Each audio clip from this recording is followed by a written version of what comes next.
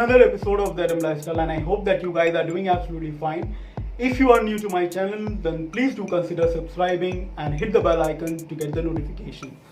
Now, सबसे पहले I am very sorry guys that ये वीडियो मैं काफ़ी टाइम के बाद अपलोड कर रहा हूँ. उसके भी कुछ रीज़न है जो हम लोग आगे वीडियो में शेयर करेंगे.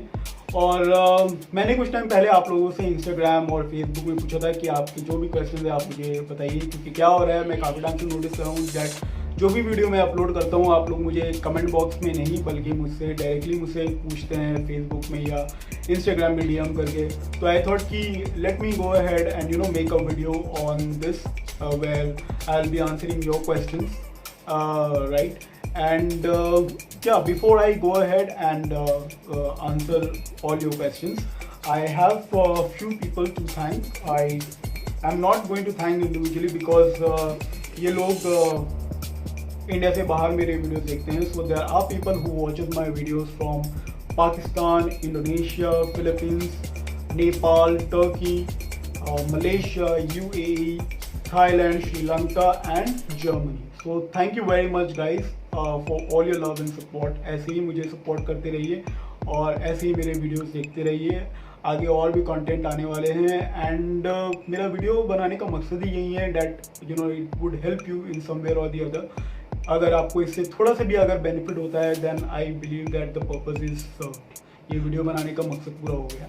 सो before we get into the question and answer, let me introduce myself to you guys, क्योंकि आप लोगों में से कुछ लोगों ने मुझसे ये भी पूछा है कि आप अपने बारे में कुछ बताइए, आप कहाँ रहते हैं, क्या करते हैं वगैरह वगैरह. तो my name is Zoeb Mohammad and I live in Mumbai. No, I don't live in Australia. ठीक है. कुछ लोगों ने मुझसे ये भी पूछा कि क्या आप ऑस्ट्रेलिया में रहते हैं. नहीं. और ये भी मुझसे पूछा कि आप क्या पढ़ाई कर रहे हैं. तो मैं पढ़ाई नहीं कर रहा हूँ, मैंने अपनी स्टडीज़ ऑलरेडी कंप्लीट कर ली है. I am a graduate. I have done my graduation in commerce and then after that I shifted to Mumbai. मैंने अपना करियर स्टार्ट किया था BPO इंडस्ट्री से, which is business process outsourcing, and then I also move into acting. But yes, इसके बारे में हम लोग और डिटेल में बात करेंगे क्योंकि जॉब करते साथ ही मैंने ये एक्टिंग परस्यू किया. ऐसे नहीं कि मैंने जॉब छोड़ दी और फिर डायरेक्टली एक्टिंग में चला गया, ऐसा नहीं है. So I was doing both simultaneously.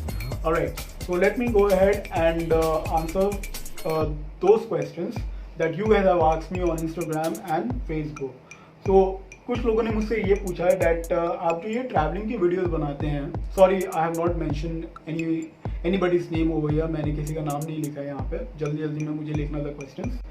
तो ये पूछा आपने कि जो आपने ट्रैवलिंग के व्लॉग्स बनाए हैं तो आप फाइनेंशियली उसको कैसे मैनेज करते हैं. तो लाइक आई जस्ट सेड, आपको जवाब मिल गया होगा that I am also working, right. It's not that I belong to Tata Birla family, right.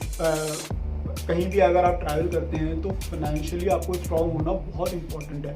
उसके अलावा आप क्या करेंगे अगर आप अपने पैसे से अगर आप कहीं ट्रैवल नहीं करेंगे तो आपको मज़ा नहीं आएगा ना. कि अगर आप कहीं जा रहे हैं और आप किसी दूसरे के पैसे से ट्रैवल कर रहे हैं, तो make any sense for me at least. I think मैं तो इन्जॉय भी नहीं कर पाऊँगा. खुद का पैसा कमाना और खुद का पैसा खर्च करना, it's a different feeling all together. I am sure most of you will agree with me. हालांकि वो लोग जो दूसरों के पैसे पे अय्याशी करते हैं या बाहर घूमते हैं फिरते हैं, नहीं, विच इज़ वेरी रॉन्ग. अगर आपको घूमना है फिरना, अगर आपका पैशन है देन वर्क टूवर्ड्स इट. आप इतना उस पैशन के पीछे अपना हार्ड वर्क दीजिए और मेहनत कीजिए कि आप फिर उसको अचीव करें.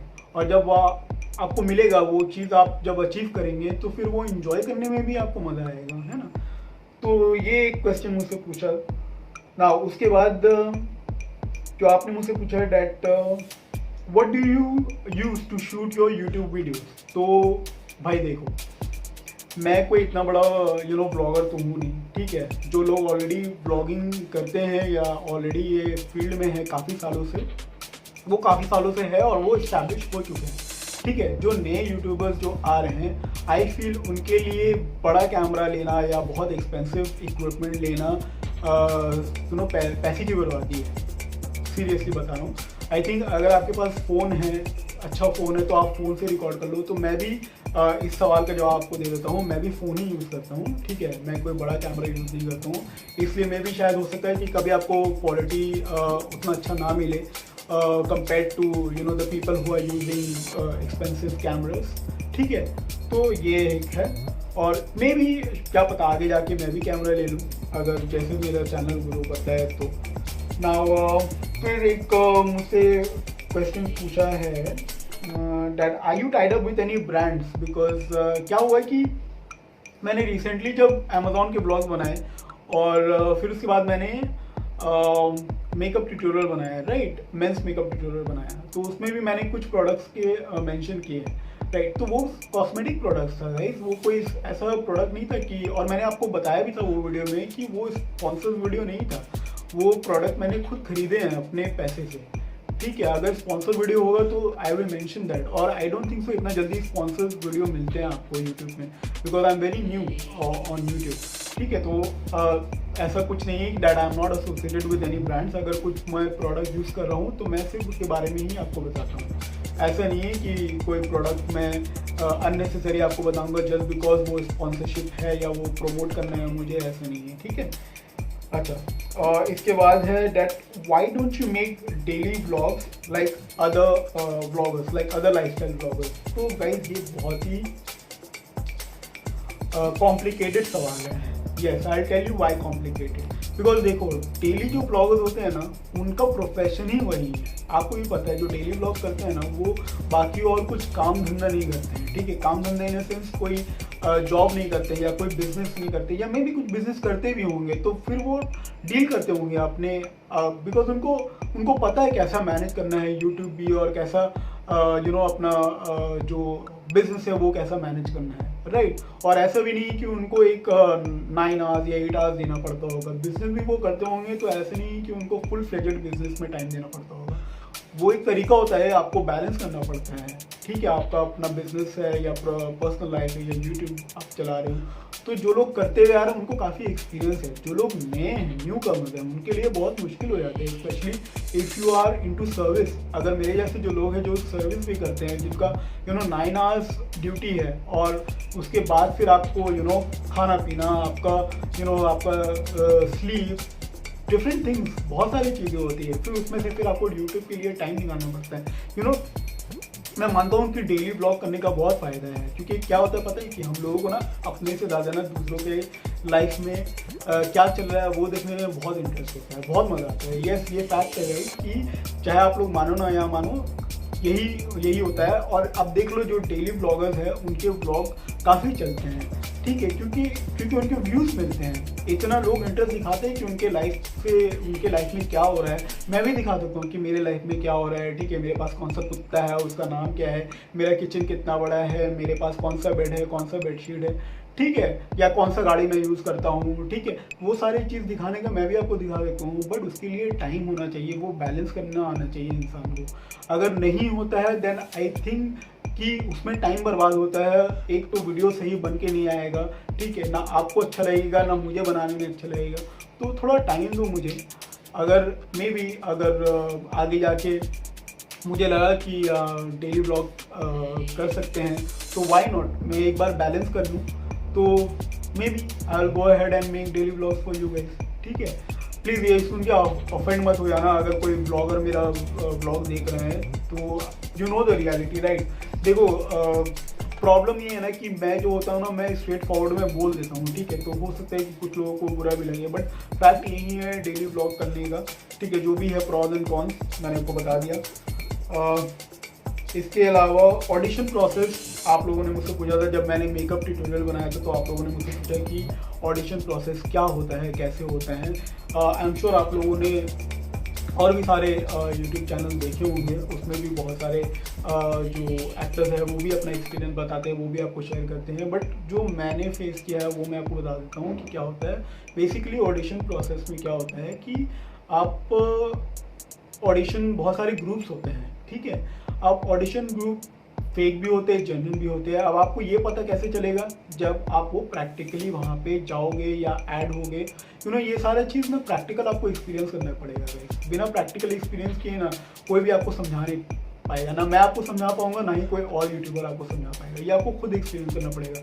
तो आप ऑडिशन के ग्रुप ज्वाइन कर लो। अब इसमें भी अलग अलग चीज़ें, ऑडिशन के ग्रुप भी कुछ होते हैं कि मैंने आपको बताया कुछ फेक होते हैं, कुछ जेन्युइन होते हैं। इसके अलावा कुछ पेड होते हैं, कुछ अनपेड होते हैं जी, जो आपको ऑडिशन के जो अपडेट देते हैं ना, जो लोग आपको ऑडिशन के अपडेट देते हैं, दिन में आपको 20, 30, 50 ऑडिशन के अपडेट आएंगे आपको, ठीक है, व्हाट्सएप पे। पहले तो ऐसा नहीं होता था, अभी व्हाट्सएप आ गया तो व्हाट्सएप पे ही आपको मैसेजेस आते हैं, ठीक है, जहाँ जहाँ ऑडिशन होते हैं। तो ये कुछ आपसे बोलेंगे आप रजिस्ट्रेशन कर लो 3 महीने के लिए या 6 महीने के लिए या 1 साल के लिए, या कुछ जो ऑडिशन ग्रुप होंगे वो आपको फ्री में भी ऑडिशन के अपडेट देंगे, ठीक है। मेरा मानना है कि जो लोग आपको पैसे दे के आपका फ़ायदा पहुंचाए, उन लोगों से आप दूर रहेंगे।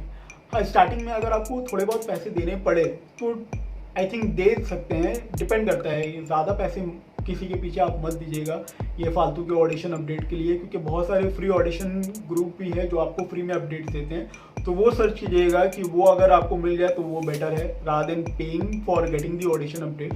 समझ रहे हैं मैं क्या कह रहा हूँ, ठीक है। ये हो गया एक चीज़। अब इसके अलावा अब ऑडिशन का आपको अपडेट मिल गया। अब ऑडिशन ज़्यादातर होते हैं अंधेरी में, अंधेरी पूरा हब है, ठीक है, अंधेरी में होते हैं जो कि महाड़ा 4 बंगलोज में होते हैं, ठीक है। इसके अलावा होते हैं आराम नगर जो कि वर्सोवा में है, वहाँ भी होते हैं। कुछ ऑडिशन मलाड में होते हैं, मुंबई में तो होते ही हैं, लेकिन मैं आपको बता रहा हूँ जो मेन लोकेशन है जहाँ पे हब है, ठीक है, ऑडिशन के, तो इन जगहों पे ऑडिशन होते हैं।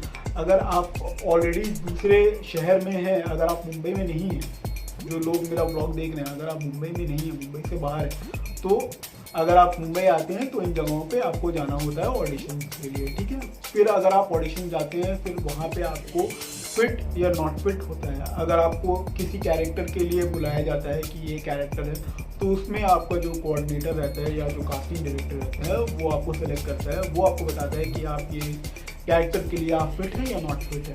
तो आप जब यहाँ पे आए ऑडिशन देने के लिए, ठीक है, आप एक काम कीजिए कि आप अपने बैग में 1-2 कपड़े एक्स्ट्रा लेके आया कीजिए, ताकि ऐसा ना हो कि आप एक ही जगह ऑडिशन दें और फिर आपका सारा दिन उसी में निकल जाए। नहीं, आप कोशिश कीजिए कि आप ज़्यादा से ज़्यादा आप एक दिन में ऑडिशन दें। जितना आप ऑडिशन देंगे आपके अपॉर्चुनिटीज़ उतने ज़्यादा खुलेंगे, ठीक है। ये हो गया ऑडिशन प्रोसेस। इसके अलावा आपने मुझसे पूछा कि इसी से रिलेटेड, एक्टिंग से रिलेटेड आपने मुझसे पूछा कि which is better, joining the acting classes, I mean acting institute, और ज्वाइनिंग द थिएटर। अगेन ये डिपेंड करता है कि आप आप क्या चाहते हैं। देखिए क्या होता है कि थिएटर और एक्टिंग इंस्टीट्यूट 2 डिफरेंट चीज़ है। मैं ये नहीं कहता कि आपको कोई हंसना सिखा देगा, कोई रोना सिखा देगा, नहीं, ये आपके अंदर ऑलरेडी इनबिल्ट है, ये आपको पता है, राइट। आपको सिर्फ वो इमोशंस को सही तरीक़ा से प्रोजेक्ट करना होता है कैमरा में। बहुत सारे टेक्निकलिटीज़ होते हैं जो आप लोगों को नहीं पता, मुझे भी नहीं पता। इनफैक्ट मुझे तो अभी और भी सीखने की ज़रूरत है, लेकिन जो भी मैंने सीखा अब तक मैं वो आपसे शेयर कर रहा हूँ। बहुत सारी टेक्निकलिटीज़ होती हैं, बहुत सी चीज़ें आपको पता होती है, लेकिन आप उसको जानते नहीं हो कि उसको कैमरा में कैसे पोर्ट्रे करना है। तो वो आपको 10 लोगों के सामने जब आप बैठेंगे, सीखेंगे, तो it will enhance your skills, right, your acting skills only. तो वो एक चीज़ है। आपको कहते हैं ना कि कुछ भी आप सीखो तो कभी ज़ाया नहीं जाता है, तो वैसे ही अगर आप एक्टिंग भी अगर आप सीखोगे, उसके टेक्निकलिटीज़ पता करोगे, उसके बारे में और जानने की कोशिश करोगे, तो वो कभी आपका ऐसा नहीं है कि आपको कभी काम नहीं आएगा, कभी ना कभी आपको उसका फ़ायदा होगा। हाँ, ये गारंटी नहीं है कि अगर आप एक्टिंग स्कूल से एक्टिंग सीख रहे हो तो आपको वो लोग आपको काम देंगे, ऐसा नहीं है। बहुत बड़े बड़े एक्टिंग इंस्टीट्यूट है यहाँ पे, अनुपम खेर के एक्टिंग इंस्टीट्यूट है, रोशन तनेजा उनके एक्टिंग इंस्टीट्यूट है, बहुत सारे एक्टिंग इंस्टीट्यूट है। वो आपको मेरे ख्याल से लैक्स में चार्ज करते हैं। तो अगेन अगर आपका इतना बजट है जहाँ पे आप लैक्स दे के एक्टिंग इंस्टीट्यूट ज्वाइन कर सकते हो, well and good, go ahead and join. Otherwise अगर आपको प्रैक्टिकली सीखना है कि 20 ऑडियंस, 30 ऑडियंस, 50 ऑडियंस के सामने कैसे आप लाइव ऑडियंस के बीच में आप कैसे एक्टिंग करेंगे, then I would say join a theatre. क्योंकि क्या होता है, आप फेस टू फेस करते हैं ऑडियंस के सामने, तो उससे तो एक पहला बात, अगर आप शाई नेचर है आपका तो वो ख़त्म हो जाता है, ठीक है। फिर और भी बहुत सारी चीज़ सीखते हैं। पहला तो आपका ये हो गया, उसके अलावा भी आपको बहुत सारी चीज़ सीखने को मिलती है थिएटर में। नाउ आई थिंक ये एक बहुत ही वास्ट टॉपिक है, इसके लिए एक सेपरेट वीडियो मुझे बनाना पड़ेगा बिकॉज ये एक क्वेश्चन एंड आंसर राउंड है। तो मैं आपको इन शॉर्ट आपको बता देता हूँ कि ये डिपेंड करता है। अगर आपको एक्टिंग इंस्टीट्यूट में जाना है तो ये सारे प्रॉज एंड कॉन्स है। अगर आपको थिएटर में जाना है, यस थिएटर में क्या है कि थिएटर में आपको बड़े जो थिएटर होते हैं वो आपको कुछ पे करते हैं, लेकिन जो छोटे मोटे जो थिएटर्स होते हैं ना वो आपको पे नहीं करते हैं। क्या होता है कि कभी कभी तो आपको अपने जेब से देना पड़ता है, ठीक है। जैसे कि अगर कुछ भी सेट पे कुछ खर्चा होता है तो शायद वो आपसे ही पैसे मांगे कि कुछ आप पे करें। ऐसा कोई बिग अमाउंट नहीं होता है, छोटे मोटे खर्च होते हैं थिएटर में जो आपको अपनी तरफ से देना पड़ता है। और चीज़, आप थिएटर में जाने के साथ ही साथ आप ये मत एक्सपेक्ट कीजिए कि मुझे लीड मिलेगा, ऐसा नहीं है। हो सकता है कि आपको बैकएंड में भी काम करना पड़े, बैकग्राउंड में भी काम करना पड़े कुछ, या फिर आपको साइड रोल भी मिल जाए, तो ऐसे नहीं। लेकिन जो भी आपको मिले आप वो कीजिए, क्योंकि वही आपका लर्निंग प्रोसेस है और आप उसी से सीखने वाले हैं, ठीक है। नाउ ने मुझसे ये भी पूछा that how to keep your skin pimple free and healthy and glowing.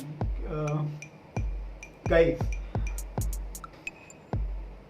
मैं आपको ये कहना चाहता हूँ कि आपका जो स्किन है ना, आप अपना स्किन किसी से भी बेहतर समझते हैं, ठीक है। चाहे वो आपको कोई भी ब्रांड आपको बताए या कोई भी स्किन केयर एक्सपर्ट बताए या कोई भी एक्सपर्ट आपको बताए कि आपको ये प्रोडक्ट यूज़ करना है, ये प्रोडक्ट, आपको जो प्रोडक्ट यूज़ करना है ना, आप वो प्रोडक्ट यूज़ करो जो आपकी स्किन को सूट करे। स्किन पहचानना बहुत ज़रूरी है, आपको कौन सा स्किन है, ऑयली स्किन है, ड्राई स्किन है, नॉर्मल स्किन है, ठीक है। जैसे कि खाना, अगर हेल्दी खाना आप खाते हो, राइट, देखो हेल्दी खाना अगर आप खाते हो तो हेल्दी खाना तो ऐसा तो नहीं है ना कि एज देख के तो फ़ायदा नहीं करता है ना। वो हेल्दी खाना तो बच्चों को भी हेल्प करेगा, वो हेल्दी खाना जवान को भी हेल्प करेगा और बूढ़ों को भी हेल्प करेगा। तो अगर आप कोई अच्छे स्किन केयर प्रोडक्ट अगर आप यूज़ करोगे तो वो आपका एज देख के आपको हेल्प नहीं करेगा, ठीक है। अगर आप ये सिर्फ समझो इस बात को, ये एक सेलिंग टेक्निक होता है कंपनीज की तरफ से, जो ब्रांड्स होते हैं ये टेक्निक होते हैं, उनको मार्केटिंग स्ट्रैटेजी होता है कि वो लोग ये बोलते हैं कि ये प्रोडक्ट तो इस एज ग्रुप को बिलोंग करता है। नहीं, आपका मेन होता है आपका स्किन टाइप, कि आपका स्किन टाइप कैसा है। अगर आप डार्क सर्कल है आपको या पिंपल है, और अगर आप कोई स्किन केयर प्रोडक्ट यूज़ कर रहे हो, ठीक है, आपको जब आप जवान हो तो उसमें भी आपको फ़ायदा देगा, या अगर आप एजेड हो, जैसे कि आप 40s में हो या 50s में हो, मान लो 60s में भी हो, आपको उसमें भी हेल्प करेगा, क्योंकि स्किन प्रोडक्ट तो स्किन प्रोडक्ट है और उसी चीज़ के लिए बना है, राइट। ये सब सिर्फ मार्केटिंग स्ट्रैटेजी है। इसके अलावा आप जितना भी हो सके आप नेचुरल चीज़ें यूज़ करो। आप देखो ना क्या होता है, जो भी आप स्किन केयर प्रोडक्ट आप उठा के देख लो, उसमें क्या होता है, उसमें कंपनीज क्या बनाते हैं, उसमें देता है बहुत सारा तो रहता है केमिकल्स, नो डाउट, हम सबको पता है कि हार्मफुल केमिकल्स होता ही होता है। कोई भी जो प्रोडक्ट बनता है बिना हार्मफुल केमिकल, ऐसा है नहीं कि उसमें हार्मफुल केमिकल मिला ही ना हो। ऐसा कोई प्रोडक्ट अभी तक आई थिंक दुनिया में पैदा नहीं हुआ है, ठीक है। तो इसके अलावा जो भी आप प्रोडक्ट यूज़ करो वो देखो कि वो नेचुरल इंग्रेडिएंट उसमें ज़्यादा से ज़्यादा हो। क्या होता है, कंपनीज आजकल सेलिंग पॉइंट उनका क्या है कि अरे नेचुरल प्रोडक्ट है, इसमें तो एलोवेरा है, इसमें तो नीम है, इसमें तो हल्दी है, इसमें तो चारकोल है, इसमें तो ऑरेंज है, इसमें तो नींबू है। तो वो लोग क्या कर रहे हैं, सारे केमिकल्स वो लोग डालते हैं अपने प्रोडक्ट में, लेकिन उनका सेलिंग पॉइंट क्या होता है, इसमें नेचुरल प्रोडक्ट है। बस नेचुरल प्रोडक्ट देखते ही हम लोग वो चीज़ खरीदने लगते हैं। तो आप ये मान लो कि आप अगर घर पे भी कुछ यूज़ कर रहे हो तो आप नेचुरल चीज़ें यूज़ करो। ये सारी जो चीज़ें जो कंपनीज आपको प्रोडक्ट्स में मिला के जो आपको देती है, वो आप मार्केट से खरीद के, बाज़ार से खरीद के लाओ और आप घर पे भी बना के आप ये कर सकते हो। मुझे पता है आज का जो लाइफस्टाइल है इतना पॉसिबल नहीं होता है कि हम सारा सामान एक एक करके मार्केट से लाएं, फिर उसको घर में बनाएं, फिर उसको स्किन पे लगाएं। तो ऑन द गो आप मार्केट से खरीद लेते हो, कोई सा भी नेचुरल प्रोडक्ट होता है और उसको लगा लेते हो। मैं आपको बताऊं, मैं अपने स्किन में कुछ भी नहीं लगाता। यस, अगर आप बिलीव करो तो मैं कुछ भी नहीं लगाता। अगर मैं ब्लीच भी नहीं करता, ठीक है। बहुत सारे तो लड़के ब्लीच करते हैं तो उनका स्किन ख़राब हो जाता है, उससे आपको पिंपल भी निकल जाता है, ठीक है। तो ये सारी चीज़ अवॉइड करो, ठीक है। ग्रीस अवॉइड करो, ऑयल जितना भी आप ग्रीस कहते हैं ना, ग्रीसी खाना अवॉइड करो। हेल्दी खानों पे ध्यान दो। आपका तो सारा जो स्किन रिलेटेड प्रॉब्लम है आपका आधा वहीं ख़त्म हो जाएगा, ठीक है। इसके अलावा जैसे कि मैंने आपको बताया कि जो नेचुरल प्रोडक्ट है वो लगाया करो, वो यूज़ किया करो। मैं तो वही आपको सजेस्ट करूँगा क्योंकि मैं खुद भी नेचुरल प्रोडक्ट्स यूज़ करता हूँ। कॉस्मेटिक प्रोडक्ट्स की देखो बात अलग है, जो कॉस्मेटिक प्रोडक्ट्स होता है जैसे कि फाउंडेशन है, जो भी है, पाउडर है, कॉम्पैक्ट है, लेकिन जो स्किन के प्रोडक्ट्स होते हैं ना वो डिफरेंट होते हैं। तो वो अगर आप नेचुरल आप यूज़ करोगे तो वो ज़्यादा बेनिफिशियल होगा मेरे हिसाब से। गाइस, तो लास्ट क्वेश्चन लेते हैं, what tip will you give on travelling और वाइल ट्रैवलिंग। तो जो लास्ट टिप है वो आई थिंक अगर मुझे पहले से पता होता तो काफ़ी सारे पैसे वेस्ट नहीं होते। मेरे अपने खुद के पर्सनल एक्सपीरियंस से आपको बता रहा हूँ। जो पहला टिप है कि अगर आपका जो चेक इन बैग होता है ना, मैं कैबिन बैग की नहीं बात कर रहा हूँ, जो आपका लगेज होता है मैं उसकी बात कर रहा हूँ, ठीक है। वो आप कोशिश कीजिए, जो आपका चेक इन विंडो ओपन होता है ना 1 घंटा पहले या जब भी आपको ओपन होता है, तो आप उस वक्त आप एडवांस में आप अपना बैग चेक इन कर लें, जो आपका लगेज बैग होता है, ठीक है। क्योंकि आप अगर एयरपोर्ट पे करने जाएंगे तो ये बहुत ही कॉस्टली होता है, ये बहुत कॉस्टली होता है भाई। डिपेंड करता है आप अगर कोई फॉरेन ट्रैवल करते हैं, तो मुझे डोमेस्टिक का तो इतना आइडिया नहीं है, लेकिन अगर आप फॉरेन ट्रैवल करते हैं ना तो आउट ऑफ इंडिया, तो आपका बहुत ज़्यादा आपका ये चार्जेबल होता है। इसके अलावा ट्राई कीजिएगा जो फ्लेक्सी टिकट होता है ना, क्योंकि क्या होता है फ्लेक्सी टिकट में आपका जो चेक इन बैगेज जो होता है वो ऑलरेडी इंक्लूडेड रहता है। ये डिपेंड करता है कौन से एयरलाइन से आप फ्लाई कर रहे हैं। बहुत सारे एयरलाइंस में आपका ऑलरेडी 20 kg या 30 kg डिपेंड करता है, वो ऑलरेडी इंक्लूडेड रहता है आपका टिकट में, ठीक है। तो जिस वक्त आप टिकट बुक करते हैं, आप उस वक्त भी आप वो चीज़ बुक कर लें। तो फ्लेक्सी टिकट आप बुक करेंगे तो ये आपका एक फ़ायदा है। दूसरा चीज़ जो सबसे इम्पॉर्टेंट है वो ये है कि आप एयरपोर्ट पे कभी भी आप मनी एक्सचेंज मत करवाइएगा। मनी एक्सचेंज अगर आपका एयरपोर्ट में आप करवाइएगा तो आपको बहुत ही नुकसान होगा, क्योंकि एयरपोर्ट में अगेन एक्सचेंज रेट बहुत ज़्यादा होते हैं। तो मेरा सजेशन ये है कि आप एडवांस में आप किसी एजेंसी से आप पहले एक्सचेंज करवा लें, या बैंक में भी होते हैं, आप बैंक से भी करवा सकते हैं। देख लें आप कौन सा कहाँ पे आपको रेट बेटर मिल रहा है। इसके अलावा आप ट्राई कीजिए कि आप डॉलर कैरी करें, कुछ आप कैश भी रखें लेकिन कुछ आप डॉलर भी रखें, क्योंकि डॉलर यूनिवर्सल आप यूज़ कर सकते हैं, डॉलर एक्सेप्टेबल है हर जगह। तो आप डॉलर रखेंगे तो उसका क्या होता है कि उसका आपको एक्सचेंज रेट, मान लीजिए आप कहीं और अगर जा रहे हैं एक पॉइंट से दूसरे पॉइंट, तो अगर आप वहाँ पे अगर आप उतर रहे हो, उस कंट्री में उतर रहे हैं, तो आपको वहाँ के हिसाब से भी आपको डॉलर में आपको नुकसान नहीं होगा, ठीक है। आपको एक्सचेंज रेट ठीक ठाक ही मिल जाएगा, या हो सकता है कि अच्छा भी मिल जाए आपको डॉलर अगर आप कैरी कर रहे हो, ठीक है। तो ये 2 चीज़ है जो आप यूज़ कीजिए when you are travelling. So I think guys that's it. I hope that ये जो क्वेश्चन आंसर्स सारे थे, ये सिर्फ क्वेश्चन एंड आंसर ही नहीं थे, इसके थ्रू आपको बहुत सारे इन्फॉर्मेशन मिले, कुछ नॉलेज मिले। और मैंने आपको बताया था कि मैं वीडियो के एंड में गिव अवे का जो अनाउंसमेंट है मैं वो करने वाला हूँ। तो yes, there is 1 subscriber called Aditya Adi, if you are watching this. I know आपने मुझे इंस्टाग्राम पे भी मैसेज किया है, तो please send me your details and congratulation, you have won that Bluetooth headset. So guys, that's it. I will see you guys super soon in my next vlog. Until then, खुश रहिए, enjoy कीजिए, bye bye, take care.